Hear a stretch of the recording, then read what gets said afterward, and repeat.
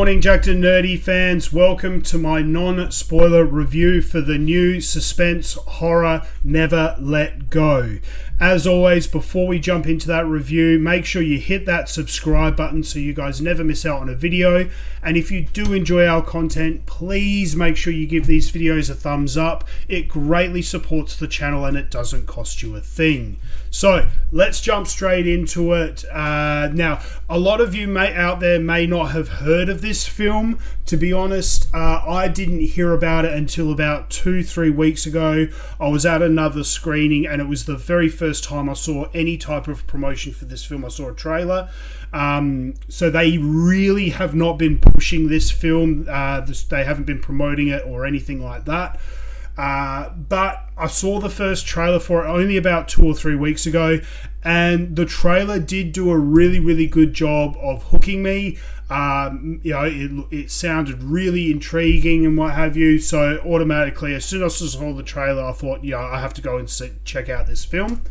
Of course, starring the great Halle Berry. My father, Jackednnerdy Senior, is a massive Halle Berry fan. So I know he'll be very much interested in this film and eager to hear my thoughts. So, as I said, the trailer did a really good job of pulling my intrigue and my attention to this film. I didn't have high expectations for this film purely because of the fact that they weren't really promoting this film all that much. It's a very simple premise. Now, obviously, I like to keep these reviews spoiler free, but what I'll do is I'll just quickly read here a little bit of the blurb for it. When an unspeakable evil takes over the world, the only protection a mother and her twin sons have is their house and their home and strong bond. Needing to stay connected to the house at all times, tethering themselves via ropes to the home to protect them from the evil. Okay, so that's just a very loose kind of blurb about this film. Essentially, the premise is, the whole world is possessed by some sort of evil, and the only way that they can protect themselves is by staying tethered to their home, because the home is somehow protective of them. So whenever they go out during the day, they have these big ropes tied to them and tethered to the house. And if they become detached, they're automatically, the evil will be drawn to them and what have you. So sounded interesting. I still got to admit, the premise itself is very interesting. I found myself at times wondering whether or not the evil that they refer to is actually real, or whether it's a manifestation like schizophrenia or something like that.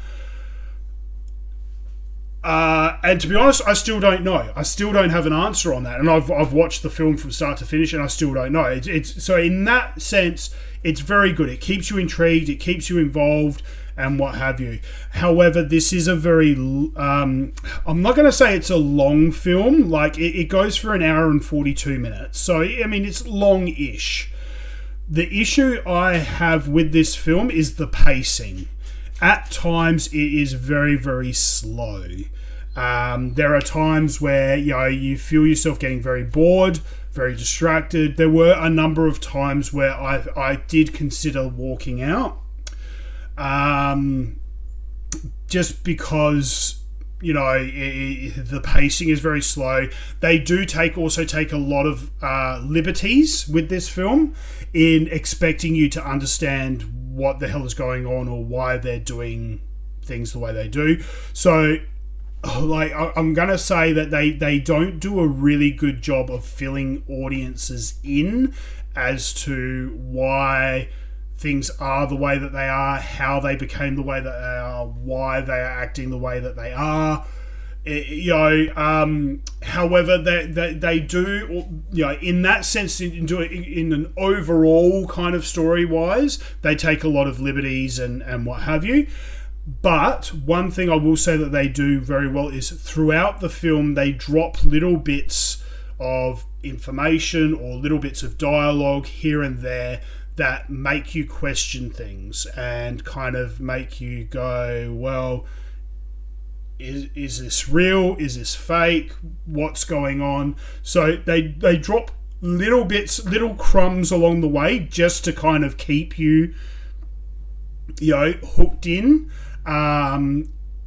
That being said, though, that it is very slow moving, very drawn out, and you just kind of find yourself ambling through the story. Okay. So from the outset, I'd have to say, look, it's not, premise wise and idea wise, they had a lot going for them. Execution wise, they did fall very short. Okay. Now, a couple of other interesting things. So, this film is basically set in the one location. It's basically just set in this cabin-ish in the woods. So, production-wise, very, very easy to film, very easy to make, and very cheap to make. This film had a budget of $20 million. I think majority of that would have gone into star power, and things like that, because obviously you've got the great Halle Berry in there, and let's face it, she can ask for whatever she wants. I do believe she also has a producer's credit on this, Halle Berry, so there we go. So that's interesting enough there. But yeah, so very, very low budget. Very simple premise, very simple, location, filming and everything like that. So in that sense, it also had those kinds of things going for it. The two young boys who were in it, hang on, I'll just see if I can find out their names. Halle Berry does a good job in it. I definitely wouldn't say it's her best work. But again, she did do a good job. But the two boys that play her sons, we got Anthony B. Jenkins and Percy Daggs.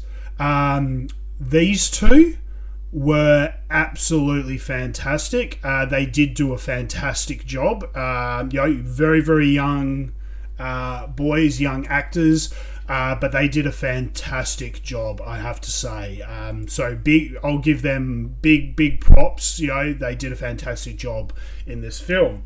So, obviously distributed by Lionsgate Films. They're known for doing these kinds of horror suspense films. I definitely think they didn't really have a huge amount of faith in this film, to be honest. Otherwise, they would have been promoting it a lot. And look, as I said, after seeing it now, understanding what I know, I kind of understand why they didn't push it. There are a couple of scenes in this film. I'm thinking of one so there's two scenes in this film, and they kind of go back to back from one of another, or they follow on from one another. That can be very difficult for some audiences. One scene in particular, if it had unfolded the way that it looked like it was going to unfold, I probably would have walked out. Any kind of scenes, I'm a big dog lover. I've got rescue dogs, but so when there's potential violence against animals, I do have an issue with it. So that scene I nearly walked out of, or if it had unfolded the way that I thought it was going to unfold, I would have walked out. And then shortly after that, there's another scene that does involve some we'll just say self-harm. So I understand some audiences may find that very difficult to watch as well. So again, not trying to give away spoilers or what have you, but I'm just forewarning audiences, if you do go see this film, just be prepared. Those two scenes may be difficult for some audiences to watch or to sit through. like I said, look, I mean, this is really tough for me because I am a Halle Berry fan. I did grow up with her, Swordfish, James Bond, I do admire her a lot, but I just cannot rank this film all that high, which is a shame. As I said, it did have a lot going for it. I think at the end of the day, just the execution just did not hit the mark. I think it's just too slow moving. They take too many liberties with expecting audiences to understand what's going on and why. And as I said, if the runtime would have been fine if they just provided a bit more information and detail into the story.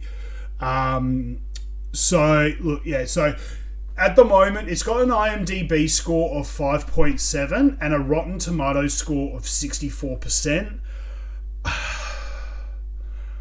I mean, I'm struggling to give it a 5. I'm leaning towards a 4 out of 10. I won't be going back and rewatching this. Definitely not in a hurry. Maybe at some point, if it comes up on streaming and Mrs. Jackednnerdy wants to sit down and watch it, maybe I'll watch it again, but I'll be very reluctant to.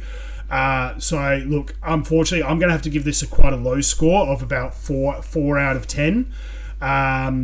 Hit me up in the comment section below. If you have seen Never Let Go, let me know your thoughts on this film. I'll be interested to see if other audiences or other viewers feel the same way I do, whether you liked it more or less. So hit me up in the comment section below. Let me know what you guys think of Never Let Go. Personally, I just did not enjoy it. I felt very let down by it. It had a lot going for it, but it just kind of fell very, very short in the end, in my opinion. So that's my thoughts on Never Let Go. Hit me up in the comment section below. Let me know what you guys think.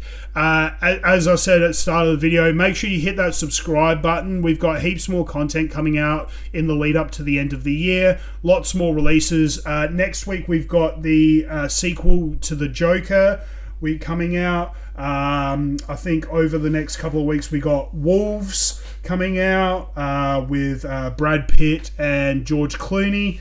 That hasn't quite hit here in Australia yet. We got Hellboy coming out.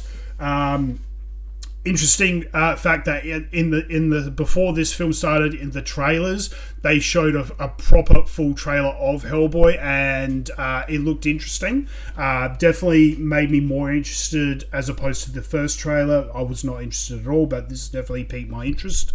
So we got Hellboy, Joker, Wolves. Also Craven is coming out, I think. Well, hopefully, if it's not delayed for like the 5th time. So, hit that subscribe button. And until next time, guys, stay jacked and stay nerdy.